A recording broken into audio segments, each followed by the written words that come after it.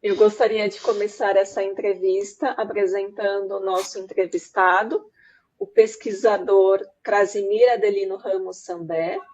Krasimir é natural da Guiné-Bissau e ele vive no Brasil desde 2016. Krasimir é formado em Letras pela Universidade da Integração Internacional da Lusofonia Afro-Brasileira, a Unilab. E após os estudos nessa universidade, ele fez seu mestrado na Universidade Federal de Santa Catarina, sob orientação do professor Fábio Luiz Lopes da Silva. E o título de sua dissertação é Políticas Linguísticas e o Processo de Ensino-Aprendizagem na Guiné-Bissau, que ele defendeu em 2023. Atualmente, Krasimir está em Bissau, realizando pesquisa de campo para a escrita de sua tese de doutorado pela UFSC, sob orientação do professor Gilvan Miller de Oliveira. Bom, Krasimir, além dessas informações que eu trouxe aqui sobre você, tem mais alguma informação sobre o seu percurso acadêmico, enfim, que você gostaria de acrescentar aqui? Na verdade, você explanou tudo. Que eu fiz licenciatura em Letras Língua Portuguesa, é esse percurso mesmo que você traçou. Uhum. Além disso, também, então, quero agradecer sua disponibilidade em aceitar esse convite. Esse trabalho faz parte do projeto Agentes de Políticas Linguísticas, desenvolvido dentro da disciplina de Políticas Linguísticas, do programa de pós-graduação em Linguísticas da UFSC, para serem utilizadas pelo grupo de trabalho Geopolíticas do Multilinguismo, vinculado à Cátedra de Políticas Linguísticas para o Multilinguismo da Unesco. Então, muito obrigada pela sua contribuição nesse trabalho, Krasimir. E para iniciar essa Obrigado. conversa, eu gostaria que você falasse um pouco sobre o surgimento da língua guineense. Bom, guineense, como se sabe, quer dizer, guineense em termos da língua ou do próprio gentílico, do próprio povo Ah, nos termos da língua. da língua. Pois é, porque esse conceito é um conceito novo, né, na Ah, linguística guineense, o guineense, né? O, os linguistas guinenses, né, os pesquisadores guinenses estão sugerindo substituir esse nome, em vez de chamar a língua nacional de crioulo, né? Sabemos que o conceito crioulo em termo pejorativo, né, ah, produzido aí dentro do contexto colonial, né, que é para caracterizar línguas e povos não originais, né, vamos dizer assim, povos sem cultura e tudo mais. E denominar uma língua de um país de crioulo é um conceito também para dizer que essa língua não tem o mesmo estatuto que a língua do próprio colonizador, neste caso o português. Então, os pesquisadores guineenses hoje em dia estão nesse processo de ressignificação da língua. Em vez de chamar a língua do crioulo, estão tentando agora dar um outro nome, uma outra significação, que é guineense, né, para identificar essa língua, que no fundo é a mesma língua. Né? E essa língua, segundo os estudos, né, surgiu a partir do contato dos colonizadores com o povo colonizado nesse território que hoje é Guiné-Bissau. Então, com esse contato entre os colonizadores e os povos locais, surgiu a necessidade de comunicação. Né? Era preciso se entenderem nesse contexto de contato. Então, essa língua surgiu a partir desse contato, do português e das línguas locais, e assim surgiu. É uma língua muito, mesmo não sabendo o guineense, o crioulo, é possível compreender, né, o conteúdo da língua, porque praticamente 80% do vocabulário do guineense, do crioulo, é derivado do português. Tem muita semelhança. Agora, discute-se se é uma língua ou é um português mal falado. Há essa discussão ainda. Mas nós consideramos que é uma língua, né, diferente do português, do ponto de vista linguístico. Podemos dizer que é uma língua diferente do português. Não é um português mal falado. Tem muita semelhança, tem, porque nenhuma língua é pura. Sim. Então, é uma língua diferente do português. Surgiu, sim, a partir desse contato com, com o português, né? Entre os portugueses e os povos nativos locais. Era preciso encontrar uma forma de comunicação. Sempre, né, encontramos jeito de nos entenderem. É a política linguística in vivo, né? Não é aquela política linguística in vitro, em que os linguistas encontram solução nos seus gabinetes, pensam, encontram uma forma de resolver problemas linguísticos, que é a política linguística in vitro. Mas a política linguística em vivo é aquelas soluções que são encontradas no próprio contexto, né, de comunicação. Podemos dizer que o surgimento do guineense, do crioulo, é resultado de uma política linguística e em vivo. Quer dizer, as soluções foram encontradas na própria prática. Surgiu através desse contato, necessidade de resolver problemas de comunicação no contexto colonial.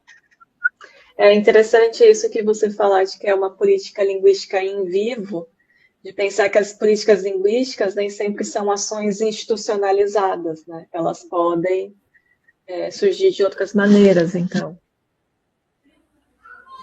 Exatamente, exatamente. Na Bissau, praticamente, e vocês vão ver isso no meu trabalho com mais profundidade. Aqui, na Guiné-Bissau, as políticas linguísticas são escassas. Então, tudo que nós temos hoje em dia são mais políticas linguísticas em vivo. São problemas que são questões linguísticas que são resolvidas na vida diária da população.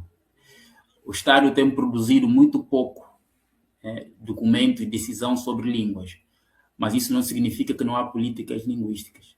Essas políticas linguísticas são encontradas, são percebidas, são vistas nas situações cotidianas, nas relações sociais do povo guineense. O Estado tem produzido muito pouco. O Estado guineense tem investido, infelizmente, muito pouco na vida das línguas.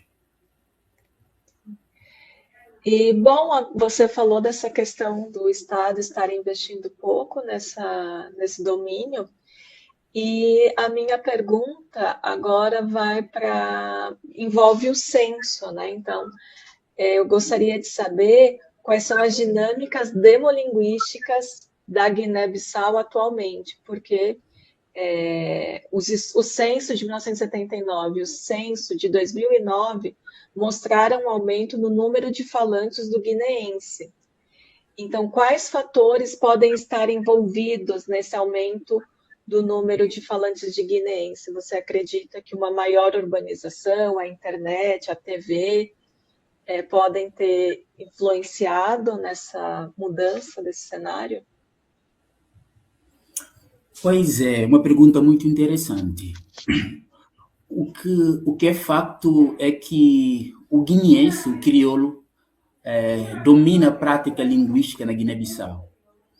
O Estado, como eu acabei de dizer, o Estado guineense não dá muita importância a questões linguísticas, porque, infelizmente, nós herdamos essa ideologia colonial de que as línguas são apenas instrumentos de comunicação.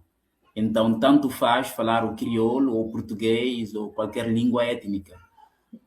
Por nutrir essa ideologia colonial, o Estado guineense tem investido muito pouco, tem dedicado muita pouca atenção a questões linguísticas. Desde 2009, nunca mais se produziu um censo, né? Nunca mais se falou de línguas, de questões linguísticas. Mas o que eu pude observar, qualquer guineense pode confirmar isso, a língua guineense, o crioulo, domina o cenário linguístico guineense. O português é língua oficial, mas é uma língua praticamente estranha, fora de instituições oficiais, fora das escolas, dos meios de comunicação oficiais. Né? É uma língua praticamente inexistente na vida cotidiana da população guineense. Eu percebi que, às vezes, né, os guineenses usam português em situações públicas, em contextos públicos, muitas vezes para chamar atenção, para demonstrar distanciamento entre aquele ou aquela que fala português e aqueles que não falam português. Então, português é um símbolo de poder, né? É um capital cultural muito rico aqui na Guiné-Bissau. Mas do ponto de vista social, o guineense domina. A que se deve essa predominância? É uma questão interessante. Nós sabemos que isso deve ser uma consequência histórica. Desde a época do processo de luta de libertação nacional, o guineense, o crioulo, ganham espaço. Ganham espaço porque, como se sabe, Guiné-Bissau é um país formado por mais de 30 grupos étnicos. Cada grupo étnico tem sua língua, sua cultura, sua cosmovisão, sua forma de ver o mundo. Então, era difícil para o líder independentista, Amílcar Cabral, mobilizar os diferentes povos para uma causa justa, uma causa só, que é de libertação nacional. Como mobilizar toda essa massa, né, étnica para a luta de libertação nacional? Era difícil, porque falavam línguas diferentes, né? O crioulo, o guineense, desempenhou esse papel, que é de unificar todos os grupos, né, para a luta de libertação. Então, a partir daquele momento, passou a ganhar o estatuto de língua nacional, né, que é uma língua de unidade nacional. Então, por ser uma língua de unidade nacional, o guineense ganhou mais espaço, porque diferentes grupos étnicos precisam se entender. E para se entenderem, precisam de uma língua única, uma língua que todos os grupos vão compreender, vão usar para se comunicarem. Então, esse fato vai dando mais espaço, né? Vai privilegiando o guineense, né, na vida cotidiana dos guineenses, na relação cotidiana. E do ponto de vista de produção de censo, infelizmente, como eu acabei de dizer, o Estado guineense tem investido muito pouco na vida linguística. Não se sabe atualmente quantas línguas são faladas na Guiné-Bissau, porque as pesquisas, os trabalhos apresentados são contraditórios. Tem trabalhos que afirmaram que são 20 línguas, tem trabalhos que afirmaram que são 16, que são 40, que são 30, que são Números 20. bem discrepantes. Bem discrepante. Isso para ver que o Estado guineense não dá muita importância. A gente devíamos saber, na verdade. Nós devíamos saber quantas línguas temos, quantos falantes, em relação a outros países do mundo que têm dedicado atenção a questões linguísticas.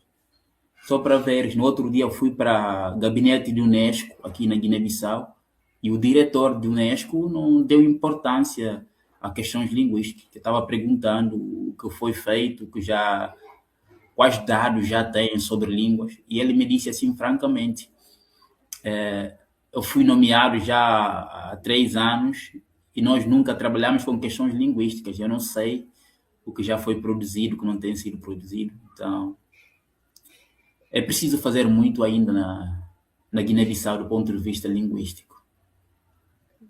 Bom, e você falou, né, o português como língua oficial, o guinense como uma língua nacional e as línguas étnicas de que ainda não tem dados para saber quantas línguas étnicas existem nesse território, né? Mas eu Pois é, gostaria não, também. Pode falar, desculpa. sim, não tem dados, sim. Eu não ressaltei esse ponto. Não tem dados sobre, do ponto de vista oficial, né? Tem Sim. pesquisas, né, com números discrepantes, como acabamos de ver, tem pesquisas que apresentaram números muito discrepantes, mas do ponto de vista do Estado, do ponto de vista oficial, não há nenhum documento, isso é interessante, não há nenhum documento do Estado que, né, explica a quantidade de línguas, número de línguas existentes no país. Não há nenhum documento sobre isso.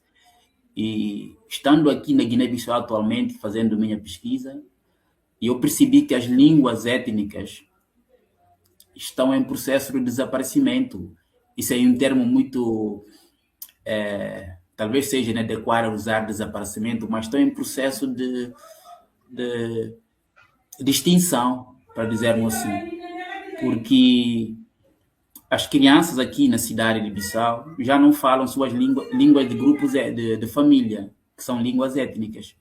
Falam mais crioulo e o português nas escolas. E as línguas étnicas são faladas mais em casa. É possível encontrar uma outra pessoa falando sua língua étnica na rua, nos espaços públicos, mas é muito raro, é muito difícil. E em casa as crianças já não estão aprendendo. E os pais, nas minhas entrevistas, os pais reclamam muito, né, dos filhos que já não querem aprender suas línguas étnicas, porque não veem importância nessas línguas. São línguas sem futuro, línguas que não oferecem oportunidades de trabalho, né? Então as crianças não fazem questão de aprender essas línguas, porque não oferecem oportunidades, né, para melhoria de condição de vida. Então, estão em processo de desaparecimento. Eu acredito que daqui a 15, 20 anos, muitas dessas línguas étnicas aqui na Guiné-Bissau vão desaparecer. Isso é um dado muito preocupante. E muitos pais comungam da mesma ideia, que daqui a 15, 20 anos, muitas línguas étnicas vão desaparecer. E, bom, eu ia perguntar justamente nesse sentido de que, num passado, era possível encontrar pessoas trilíngues ou quadrilíngues na Guiné-Bissau, que falavam talvez o guineense e diferentes línguas étnicas, né? E eu gostaria então de saber, né, como que essas línguas étnicas elas se organizam hoje. Você fala que hoje os jovens eles já não têm tanto interesse de aprendê-las, né? Entre essas línguas, alguma disputa de prestígio entre elas também? Eu acredito que essa disputa, de certa forma, vai depender da percentagem de população desse grupo étnico, né? Por exemplo, os balantas, que são um dos povos mais numerosos, né? Então, é uma língua que, de certa forma, vai ocupar uma certa posição de prestígio, né? Mas mais do ponto de vista do próprio grupo. A língua será mais divulgada quanto mais numeroso o povo, né, pertencente a esse grupo. Mas entre essas línguas, não há uma disputa assim explícita, né, de prestígio. Disputa de prestígio é mais de prestígio e de lugar, né, social, é mais entre o crioulo e o português. Essa disputa fica mais explícita, né, entre o crioulo, o guineense e o português, que o Estado estabelece, coloca o português como língua oficial e também língua de ensino, do ensino oficial. Mas o crioulo domina práticas extraescolares, domina relações extra-institucionais. Então há essa disputa, né, entre as duas línguas. Mas do ponto de vista das línguas étnicas, não há essa rivalidade, né, explícita. Não há. Porque essas línguas, na verdade, eu percebi que são línguas que vai demarcar a identidade do grupo, das famílias, né? Como eu disse, nós temos o guineense que nos une enquanto um povo. É uma língua nacional, podemos dizer assim. E o português é a língua oficial. Mas o que identifica cada grupo é a língua do próprio grupo. Nesse caso, é o que vai diferenciar o grupo. Tanto é que muitas famílias, na minha pesquisa, defenderam que é importante o desaparecimento das línguas étnicas, porque as línguas étnicas subentendem especificidades, diferenças, né, entre os grupos. Então, para uma verdadeira unidade nacional, é preciso que essas línguas desapareçam. Muitas famílias afirmaram isso. Então, é uma língua, de facto, de identidade das famílias, mas não vejo, né, do meu ponto de vista, não há uma rivalidade assim entre as línguas. Há uma língua que é mais falada, uma língua étnica que é mais falada que a outra, mas isso vai depender, né, da percentagem da própria população do grupo étnico. Em relação ao guineense se tornar uma língua oficial, há esse debate no país atualmente? Sim, há esse debate, mas é um debate muito tímido e um debate não sério. Eu acredito que não é um debate sério, porque os governos, né, os políticos não têm dado atenção a essas questões. Às vezes fazem desse discurso um discurso de aproveitamento. Nos períodos de campanha eleitoral, usam esse discurso para atrair simpatia, né, dos grupos, para, né, demonstrar essa vontade de unidade nacional, para demonstrar o patriotismo. Mas, fora desses momentos assim de campanha eleitoral, por exemplo, você não percebe esse debate. Mas, do ponto de vista social, sim, a população, né, algumas pessoas, né, defendem a necessidade de oficializar o guineense. Mas isso demanda muito trabalho, porque para oficializar uma língua é preciso trabalhar no corpus, né, da própria língua, questão da escrita, produção de materiais para o ensino, é preciso todo um trabalho. Agora, talvez isso não seja a condição sine qua non, sem a qual não se pode oficializar uma língua. É possível oficializar uma língua depois investir nesse processo de produção de escrita, documentos, de materiais de ensino, materiais didáticos. É possível oficializar depois investir nesses instrumentos. Mas é preciso ter a consciência, né, que não é um trabalho fácil. É possível, mas é possível com seriedade, fazer esse trabalho com seriedade. O Estado precisa ter essa noção, né, de que é importante, né, oficializar uma língua nacional, mas para isso é preciso trabalhar seriamente, E você, criar. enquanto linguista, e você, enquanto linguista, acha que seria importante que o Estado desse esse passo para a oficialização do guineense? Sim, eu acredito que seja muito importante e é necessário, porque do ponto de vista de ensino, nós temos sérios problemas no nosso sistema de ensino. Tem a ver com a questão de desistência escolar, alto índice de reprovamento escolar, porque as crianças falam, né, na relação diária, social, cotidiana, falam o crioulo, o guineense, né?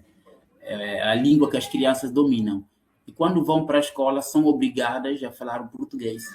E nas próprias escolas, todos os guineenses já têm essa experiência, são colocadas informações nas paredes das escolas que é proibido, né? Essas informações são colocadas explicitamente, que é proibido falar crioulo, né? É obrigatório falar o português, exclusivamente o português. E muitos professores não têm domínio do português. Então, é importante, sim, é necessário oficializar e dar importância, investir na língua guineense, no crioulo, porque é a língua que as crianças dominam. E nós sabemos que há uma relação direta entre uma boa aprendizagem e a língua de ensino. Como é que uma criança vai aprender adequadamente numa língua que não domina? Isso é uma questão assim bem necessária. É preciso sim, do meu ponto de vista, é preciso sim investir nessa língua, no guineense, que já que é uma língua nacional, que as pessoas dominam e são as nossas línguas de sonho, vamos dizer assim, o guineense. E você acha que oficializar o guineense também poderia ter impactos para os direitos linguísticos dos grupos minorizados na Guiné-Bissau? Os grupos que falam as línguas étnicas também poderiam sofrer impactos positivos? Sim, acredito que sim, acredito que sim.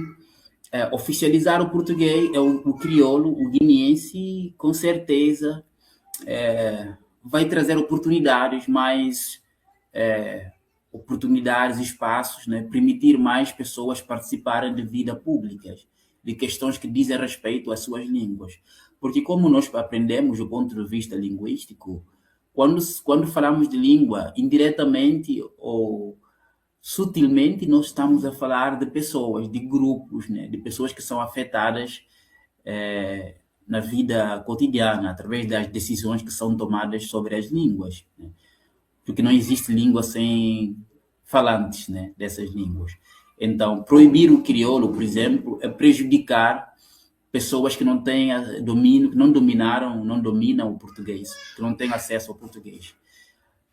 Então, oficializar, dar mais importância ao guineense, né?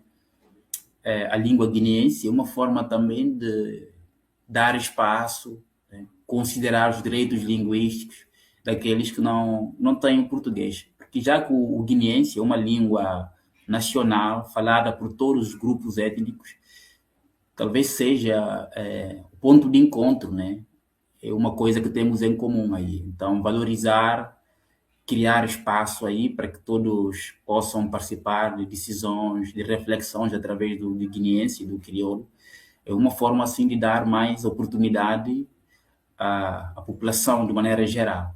Mas o que eu posso dizer aqui é que, do meu ponto de vista, minha observação, minha reflexão me leva a acreditar que os políticos guineenses não querem, de facto, democratizar o acesso ao português, porque o português aqui na Guiné-Bissau é um símbolo de poder, um símbolo de status.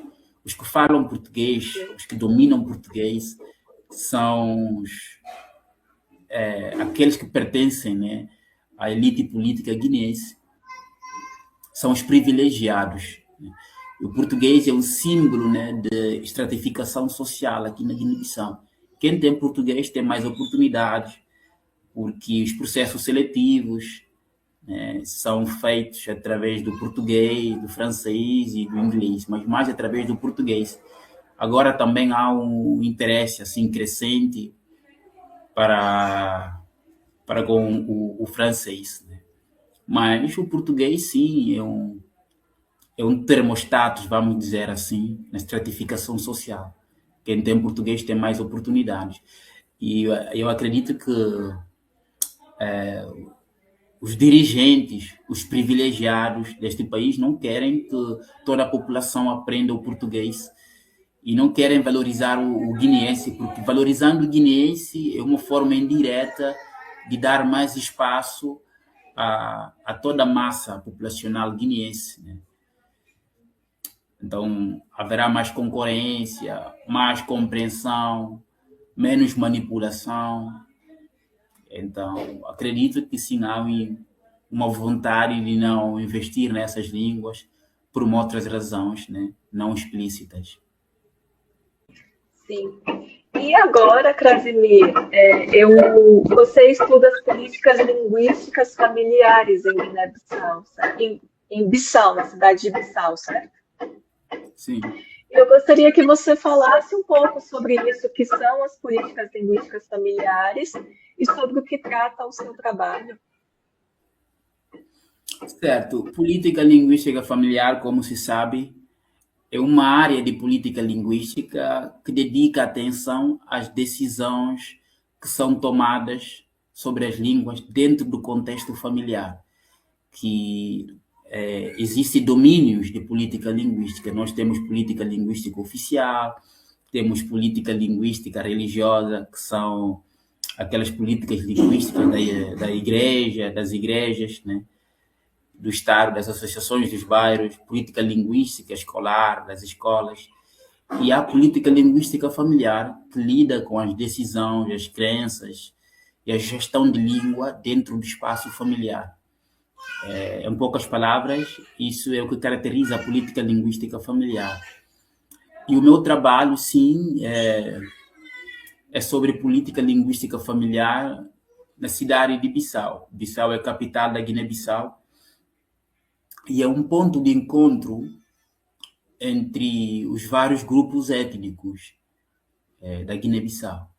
Porque, do ponto de vista linguístico, dizer que Guiné-Bissau é um país linguisticamente diversificado não significa que em todos os cantos da Guiné-Bissau existe essa diversidade linguística. Se nós formos aqui na Guiné-Bissau, para o sul da Guiné-Bissau, nós vamos ver predominância da língua balanta. E se formos para o norte, nós vamos ver predominância da língua mancanho. da língua mancanha, mas mais sobretudo de língua manjaco, né? Se formos para leste, vamos ver a predominância da língua fula.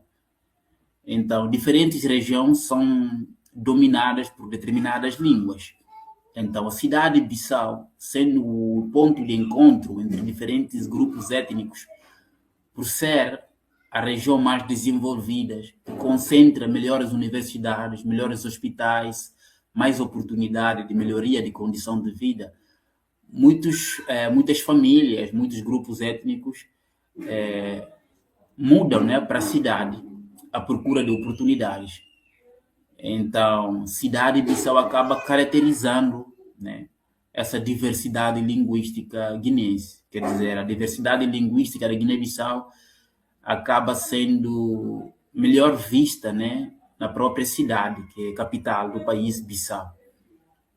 Então, nós queremos entender como é que as famílias, né, lidam com as diferentes línguas, né, que estão presentes na cidade, em Bissau, como é que as famílias lidam com essas diferentes línguas dentro da cidade.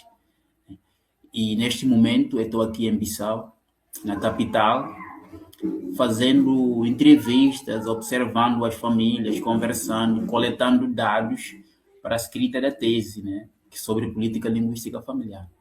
E eu tenho coletado dados interessantes, tenho conversado com as famílias e ofereceram dados, né, interessantes sobre política linguística familiar. E você disse que nessas entrevistas você ouviu de famílias que elas não têm incentivado que os filhos aprendam as línguas étnicas? Sim, algumas famílias afirmaram explicitamente que não querem transmitir suas línguas étnicas aos filhos. E ao longo da conversa eu fui perguntando por que dessa decisão, dessa visão, dessa vontade de não transmitir a língua étnica da família aos filhos. E houve várias justificativas. Uma das justificativas é que as línguas étnicas nos dividem, não nos unem. A língua que nos une, segundo essas famílias, é o guineense, é o crioulo, por ser uma língua nacional falada por todos os grupos étnicos. Então, a língua que nos une é o crioulo. E o português também, que é a nossa língua oficial. Não as línguas étnicas, porque as línguas étnicas é o que vai diferenciar os povos. Não, você é balanta, porque você fala balanta, é sua língua. E o outro grupo é fula, ele fala fula, não fala balanta. E outro grupo é mancanha, ele fala mancanha, não fala balanta. Então, essas línguas, na concepção dessas famílias, precisam desaparecer porque nos dividem, né?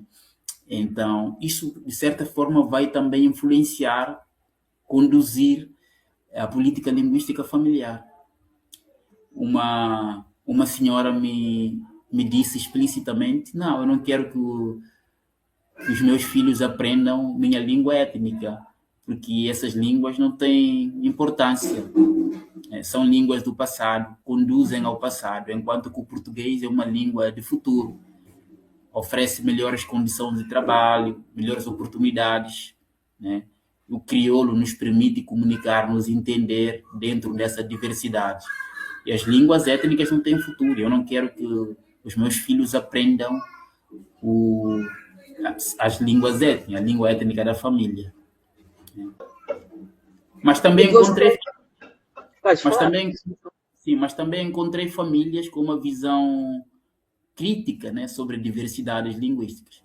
Há famílias que acreditam que é preciso valorizar, é preciso transmitir as línguas étnicas aos filhos, porque são línguas de identidade, são línguas que caracterizam, são línguas ancestrais que representam uma visão do mundo, né? Uma cosmovisão. Então, do ponto de vista dessas famílias que apresentaram uma visão crítica, acreditam que perdendo uma língua, a gente não perde só uma língua, a gente vai perdendo uma forma única de ver o mundo, de conceber o mundo, de pensar o mundo, né? Que são conceitos, às vezes, difíceis de traduzir para outras línguas.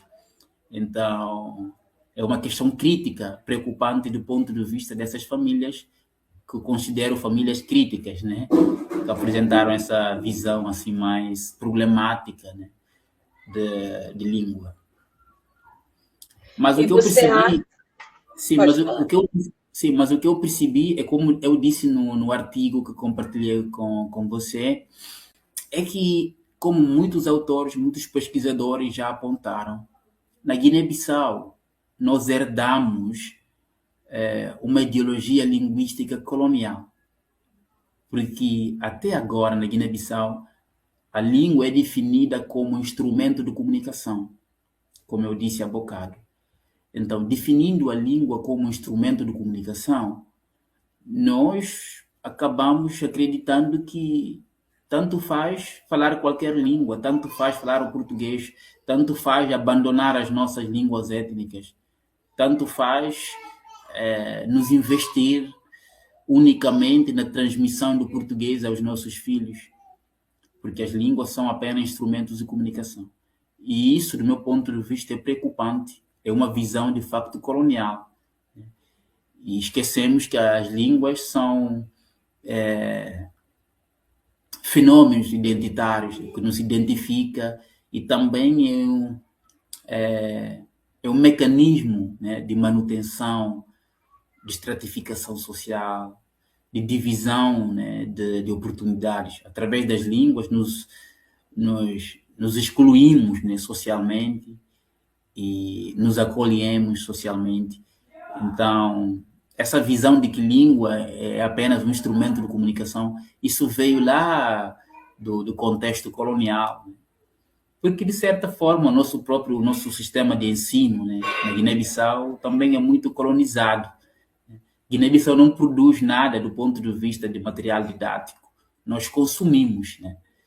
Nós não temos uma instituição, por exemplo, como Guimarães Rosa, no Brasil, que lida com questões linguísticas, né, do ponto de vista oficial, né? Talvez não seja uma instituição oficial, mas pelo menos é uma instituição que lida com questões linguísticas. Nós não temos nenhuma instituição que se dedica especificamente a questões linguísticas. E a questão linguística na Guiné-Bissau não constitui, de facto, um objeto de debate, né? Não é uma questão que se debate seriamente. É uma questão mais assim emocional. Falamos esporadicamente sobre línguas, mas não há um debate assim sério, bem organizado, de facto preocupado com o futuro das línguas.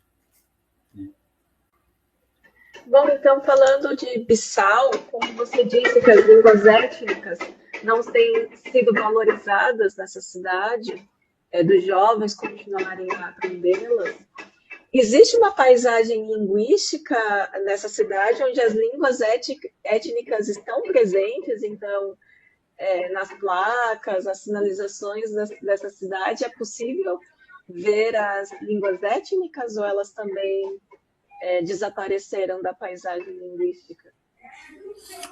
Sim, é possível encontrar algumas escritas, né? Mas isso é mais do ponto de vista dos comérciozinhos dos bairros, né? Às vezes você encontra, no outro dia, acho que foi anteontem, na verdade, eu encontrei num bar uma escrita da língua balanta, né? Eu sendo balanta, eu entendi a escrita e tudo mais, mas é raro, é difícil. Você vai encontrar de vez em quando, mas é mais nas casas, né? Em locais assim bem específicos. É difícil encontrar, de facto, é raro. Agora, o que domina, né, as placas, né, e tudo mais é o português. Você vai encontrar também muita coisa em língua guineense, o crioulo. Apesar de não. Sinalizações oficiais em língua guineense é possível encontrar? Não, do ponto de vista oficial, você vai encontrar apenas informações em português. Sim. E mesmo nos restaurantes já um pouco mais sofisticados, assim, você não vai encontrar nenhuma informação em crioulo, em língua guineense, mas em português. Porque o português é símbolo de civilização aqui na Guiné-Bissau. Então, em locais um pouco mais organizados, né, entre aspas, locais mais sofisticados, melhores equipados, enfim, que visam servir, né, a elite política e esse pequeno grupo que controla a economia e a política do país, nesses locais que visam atender essa população, sim, você vai encontrar mais informações em português e algumas vezes em francês e inglês, muito raramente em crioulo, porque o crioulo é mais do ponto de vista, né, comum aqui, do senso comum. O guineense, o crioulo, é mais uma língua de comunicação informal. Então, tudo que vai já tocar com a escrita, com a formalidade, é mais em língua português. E há É um mais em mapa da português. distribuição linguística das línguas em Bissau? Você falou que em Bissau tem uma diversidade maior do que outras regiões, porque é a cidade onde está. Então, as pessoas se deslocam para trabalhar e, por diferentes motivos, vão para a capital. E há um mapa da distribuição linguística nessa cidade? Não, não há nenhuma mapa de fato. Não há nenhuma mapa do ponto de vista oficial e não há nenhuma pesquisa que apresente esse resultado. Não há nenhum trabalho. Eu até gostaria, de facto, e eu estou interessado nisso, né?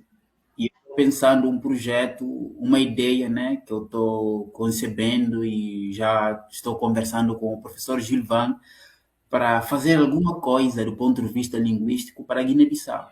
Porque Guiné-Bissau, eu costumo dizer, é um país virgem do ponto de vista linguístico. Não se fez nada praticamente. Tem pesquisas, tem trabalhos sobre diversidade linguística na Guiné-Bissau, sobre ensino, aprendizagem em relação às questões linguísticas, mas é pouca coisa e ainda há muito para se fazer. Então, não há um mapa linguístico que apresente essa distribuição, né, das línguas, né, do ponto de vista nacional. Infelizmente, não há. Não há. E você também falou da Guiné-Bissau não produzir materiais didáticos. Todo o material didático que se compra vem de fora. De fora. E da ausência também de instituições como o Guimarães Rosa, nesse sentido. Mas a Guiné-Bissau participa da Comunidade dos Países de Língua Portuguesa, a CPLP. E você acredita que a participação da Guiné-Bissau nessa comunidade fortalece apenas o português, ou essa participação também pode abrir espaço para debates mais amplos sobre o multilinguismo e direitos linguísticos na Guiné-Bissau?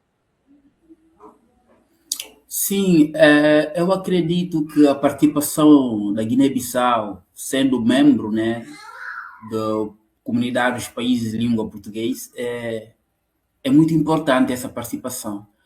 E eu acredito que sim, a Guiné-Bissau tem muito a aproveitar, né, sendo membro do CPLP. E infelizmente, para aproveitar dessa oportunidade é preciso ter dirigentes, né, nacionais com essa preocupação de aproveitar dessa relação com a CPLP para trazer esse debate à tona e para criar links e procurar, sim, de facto, valorizar, apoiar as línguas minoritárias ou minorizadas, vamos dizer assim. Agora, é facto que, a partir da minha observação, eu posso concluir que sim, CPLP, na verdade, de maneira geral, né, tem um português como língua de unidade, né, dos países membros, né? E claro que de vez em outra produz um discurso sobre valorização das línguas minoritárias e tudo mais, mas a preocupação do CPLP é mais para com a língua portuguesa, né? Cultura, né, associada à língua Sim, portuguesa.